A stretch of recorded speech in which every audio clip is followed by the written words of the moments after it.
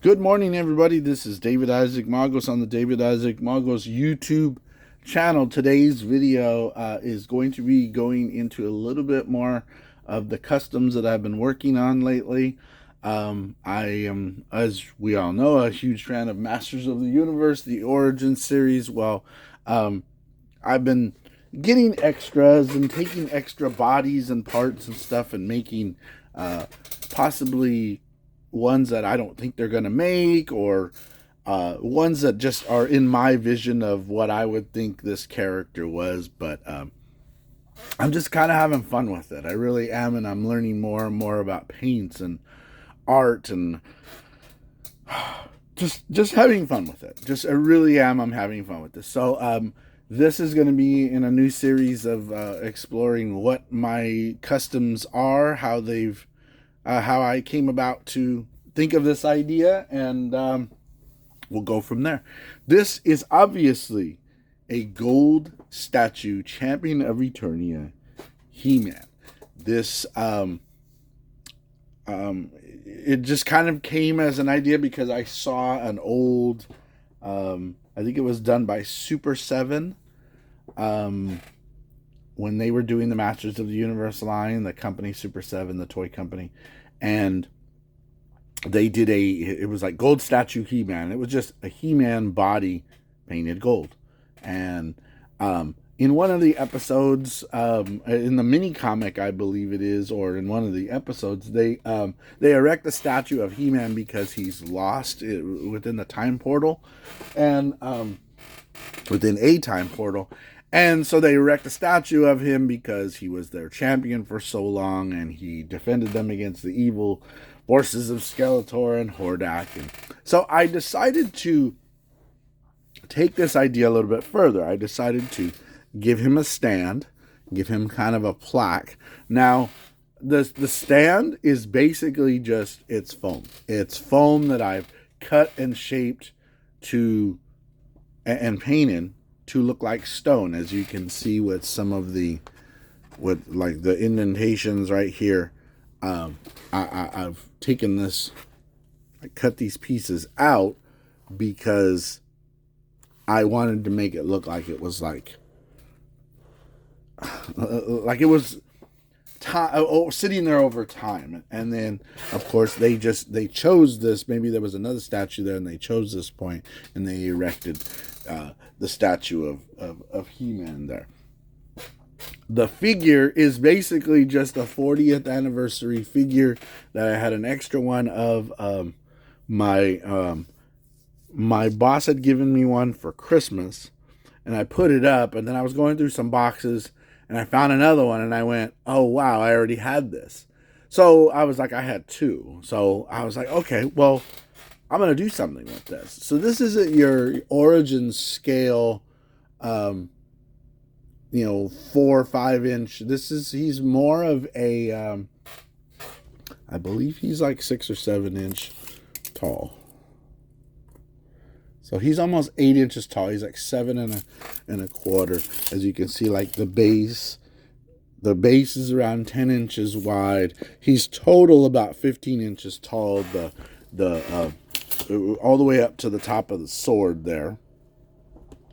But I took the figure and I positioned him in a certain way that I thought a statue of him would be, sword. I had to take off the chest piece. I had to take off the arm piece. I had to take off the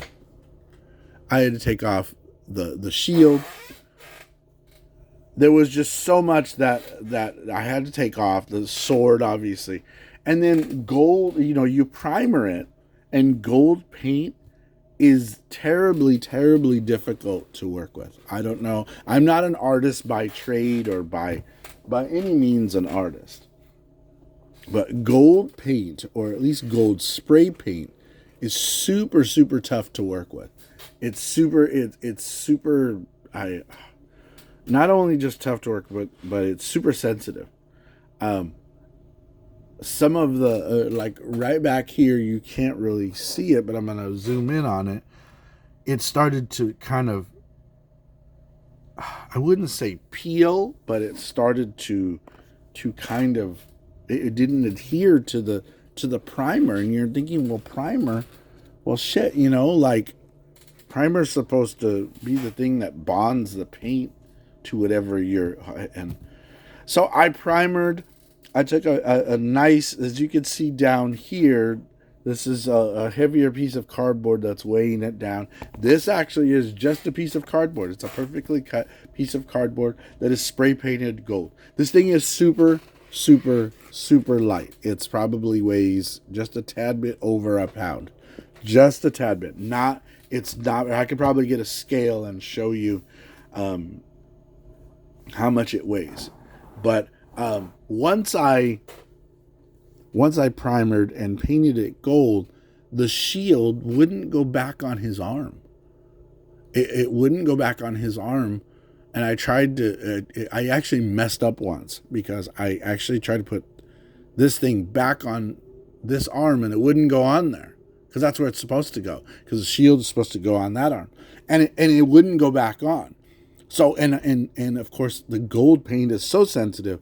I stripped a little bit of it on his arm, and I had to repaint that. I had to repaint that over again because I was stripping. So you could tell there's some inconsistencies in the paint here, just like right in here, because the gold paint is so sensitive. A little bit of a bend in the sword because of its plastic, and you're primering, and now from a distance it looks good from right here. Unless you go right up to it and look for inconsistencies, you really can't tell. I'm super proud of this because, like I said, I am no means an artist.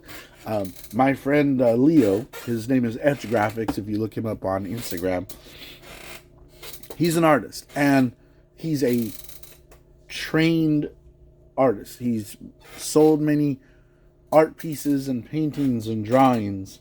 And he likes what I do because he tells me, you know, it's because you're not an artist. It's because you're trying to do something, and, you know, you're succeeding at it, but you're trying to do something, and you're trying to learn how to create art.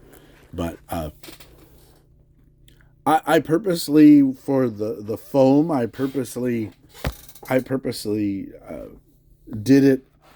I shaped it kind of irregular because I wanted it to be like, hey, it wasn't perfect.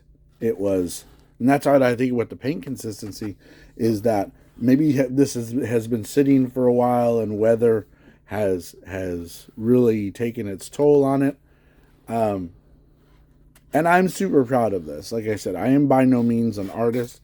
I actually have been approached by somebody on Facebook. I posted it on a couple of the Masters of the Universe groups. I've actually been approached by somebody to do another one. I've been real weary about making these and selling these because, you know, sometimes because of time and resources, this thing took me 2 months to do. From getting the foam, which was easy, shaping the foam, printing this out, the placard. This was pretty easy to cut that.